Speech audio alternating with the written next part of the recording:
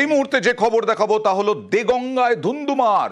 কারণ ভেড়ির লিজ, এই ভেড়ির লিজ নিয়েই মাঝে মধ্যেই গন্ডগোল বাঁধে। আবার সেই রকম গন্ডগোল, ধুন্ধুমার, প্রতিবাদ, হুমকি, হুঁশিয়ারি, দুপক্ষের সংঘর্ষও হয়েছে। আহত হয়েছেন 12 জন। জমির মালিকরা প্রতিবাদ করায় অশান্তি। একটু অ্যাম্বিয়েন্সটা আগে দেখাই। বাংলা থেকে দূর হটো। আলাউদ্দিনের কালো হাত ভেঙে তাক করিয়ে দাও। কেন এরকম প্রতিবাদ? কি চাইছেন বিক্ষোভকারীরা? কি নিয়ে এই গন্ডগোল এবং সংঘর্ষ? জিয়াউল, একদম দেখো, দেগঙ্গার কালিয়ানি এলাকা, অর্থাৎ এখানে দেখা যাচ্ছে প্রায় 200 থেকে 250 বিঘা ভেড়ি রয়েছে, অর্থাৎ মাছ চাষের জন্য যে ভেড়ি হয় সেই ভেড়ি রয়েছেন।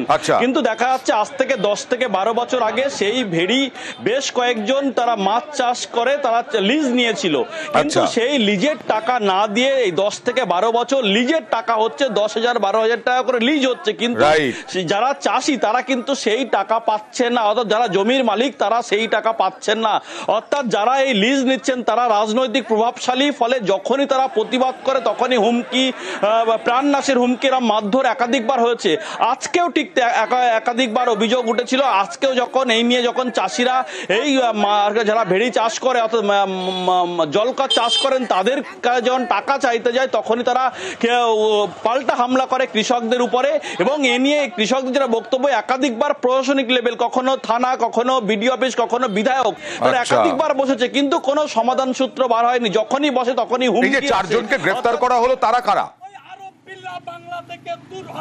দেখো, যারা হামলা করেছে বলে এখনো পর্যন্ত অভিযোগ, তাদেরকে কিন্তু পুলিশ তাদেরকে আটক করেছে। তার কারণ এই আজকে সকালে ঘটনা, তাকে প্রায় 8 থেকে 12 জন কিন্তু গুরুতর জখম, তাদেরকে লাঠি সোটা এবং বন্দুক নিয়ে হামলা করে কিন্তু অভিযোগ করছে এই মাছ চাষি। আসলে স্থানীয়ভাবে জলকর বলা হয়, কিন্তু এটা লিজের টাকা। লিজের টাকা পাচ্ছেন না যারা ভেড়ির মালিক, অর্থাৎ চাষিরা, মাছ চাষিরা লিজের টাকা পাচ্ছেন না।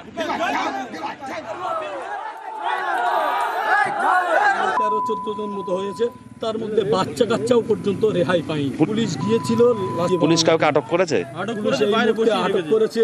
কি চাইছেন এখন? আমরা অবিলম্বের বিচার চাই। আমাদের কালিয়ানের বিল আমরা ধরো অকশনের পক্ষে নিয়ম মাফিক সমস্ত সবকিছু আমরা দিয়ে আইন অনুযায়ী আমরা এখনো পর্যন্ত পদক্ষেপ করছি, কোনো আমরা উত্তেজনায় বাধাইনি।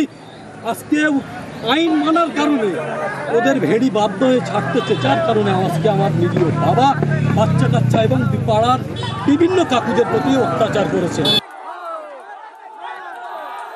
ওই ভেড়ি বা ইটভাটার আন্দোলনটা করছিলাম, আমাদের ঠিক বেছে বেছে তাদের উপরেই করে টার্গেট করে অতর্কিত হামলাটা করেছে। কারা করলো? কারা করেছে? আরব করেছে, ফরিদ করেছে, ফরিদের একটা ছেলে করেছে, ফজলু করেছে, ফজলুর 2টো ছেলে, এরা সবাই মুন্না বলে একজনা, এরা সবাই মিলিতভাবে। এরা কারা?